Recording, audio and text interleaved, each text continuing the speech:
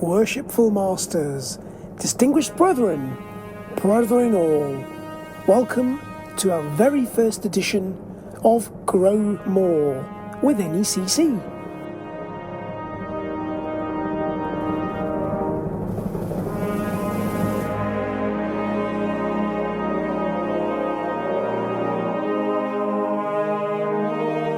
Grow More is a series of podcasts from the Northeast Corner Club, helping Freemasons just like you to do more, be more, and get more from your Masonic adventures.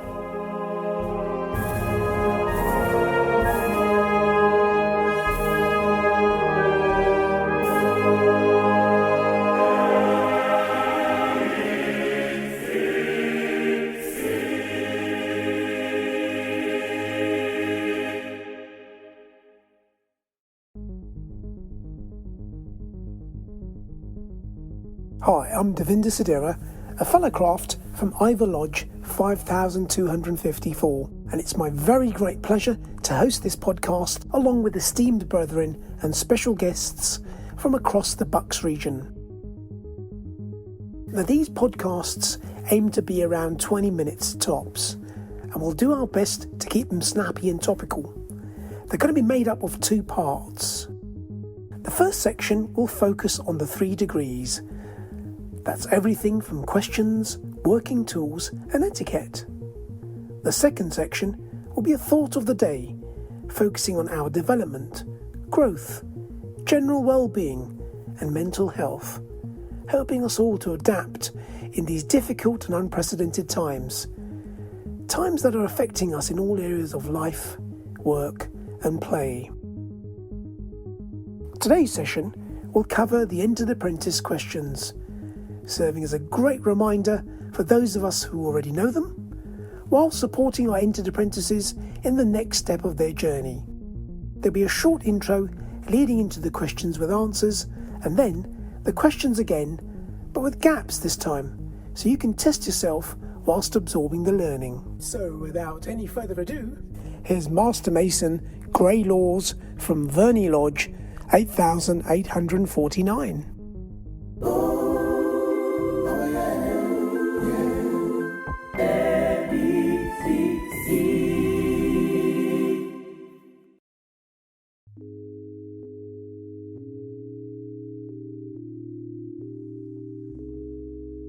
Introduction to the questions leading from the first to the second degree. As a new Freemason, one of the first things that we come to realise is that everything we've heard in a lodge room has been learnt off by heart and recited back during that meeting. After we've been initiated, we're given our first set of lines to be learned. These lines are used when we're invited to take our second regular step in Freemasonry as a fellow craft. The format of these lines are questions and answers. The worshipful master asks the questions and the entered apprentice gives the answers. It is a seminal moment for every Freemason. This is your first piece of ritual. We've all been through this in a lodge somewhere in the world, and your lodge members will look forward to hearing you, a new Freemason, begin your journey into ritual working. So, let's begin, shall we?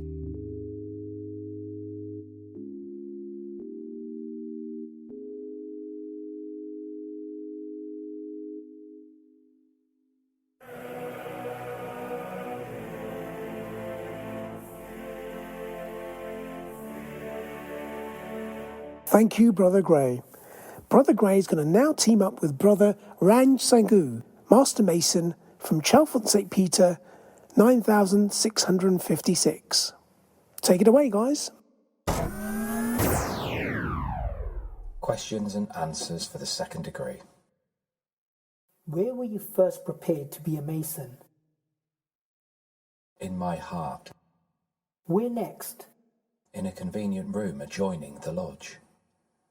Describe the mode of your preparation. I was divested of metal and hoodwinked. My right arm, left breast and knee were made bare. My right heel was slipshod, and a cable toe placed about my neck. Where were you made a Mason? In the body of a lodge, just, perfect and regular. And when? When the sun was at its meridian. In this country, Freemasons' lodges are usually held in the evening. How do you account for that which at first view appears a paradox? The Earth constantly revolving on its axis in its orbit around the Sun, and Freemasonry being universally spread over its surface, it necessarily follows that the Sun must always be at its meridian with respect to Freemasonry. What is Freemasonry? A peculiar system of morality, veiled in allegory and illustrated by symbols. Name the grand principles on which the order is founded. Brotherly love, relief, and truth. Who are fit and proper persons to be made Masons? Just, upright, and free men of mature age, sound judgment, and strict morals. How do you know yourself to be a Mason? By the regularity of my initiation, repeated trials and approbations, and a willingness at all times to undergo an examination when properly called on. How do you demonstrate the proof of your being a Mason to others?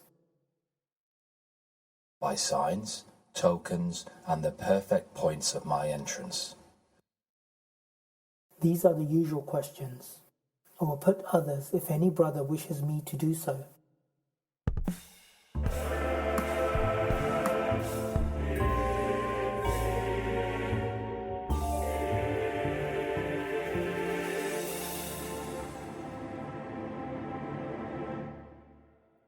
There we have it.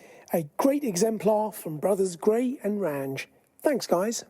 Now, folks, it's your turn.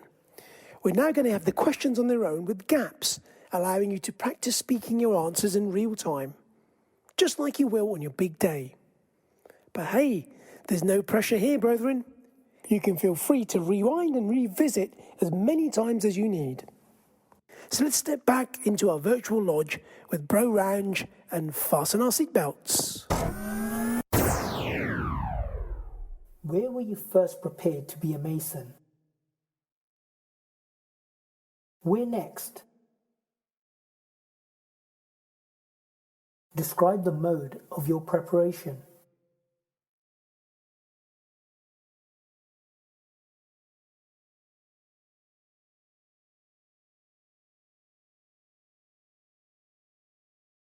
Where were you made a Mason?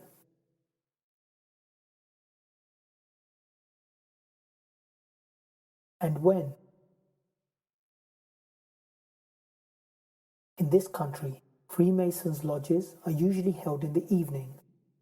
How do you account for that which at first view appears a paradox?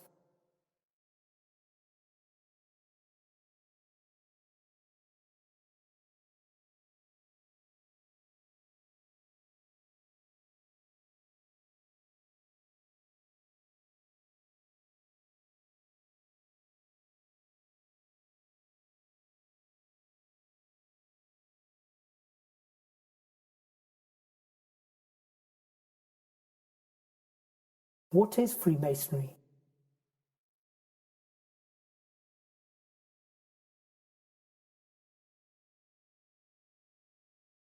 Name the grand principles on which the order is founded.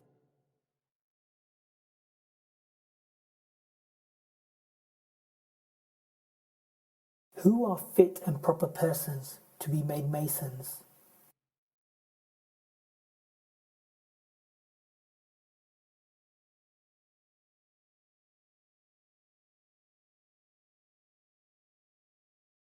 How do you know yourself to be a Mason?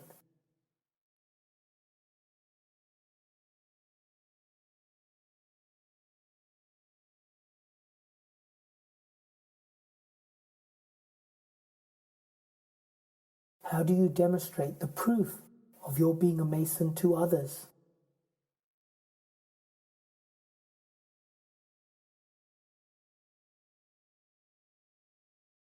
These are the usual questions. I will put others if any brother wishes me to do so.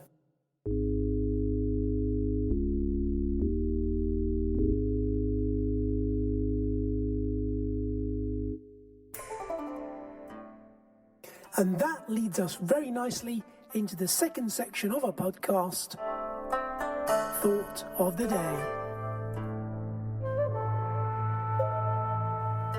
In life, we can't always control the actions of others, but we can control ourselves.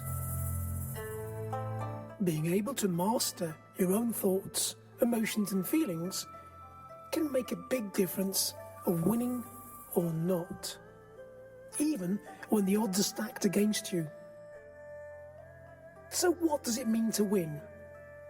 Well, many people believe that they have to win 100% in order to win, and that can in itself cause a lot of unnecessary stress and drain on our resources.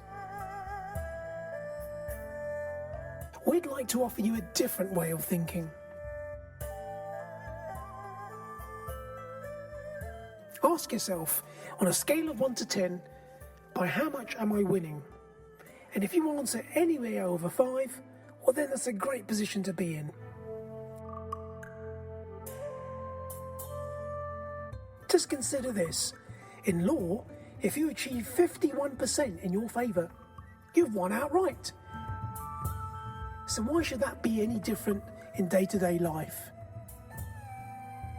The remaining 49% is irrelevant, yet so many of us can easily get distracted from emotions and get bogged down on those bits which we haven't got instead of what we have. So today's message is as simple as that.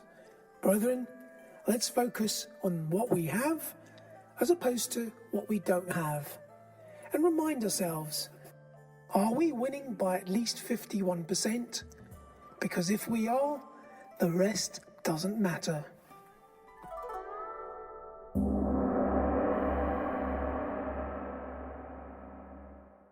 We're coming to the end of this podcast, and before we close, I'd like to thank you, our dear listeners, and everyone who contributed. Remember, brethren, if you need any help or any support whatsoever, or maybe you have some ideas or content to share for future podcasts, please write into us at necc@buckspgl.org.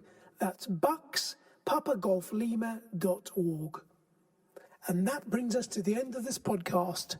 Brethren all, if you will, let's stand for the closing ode.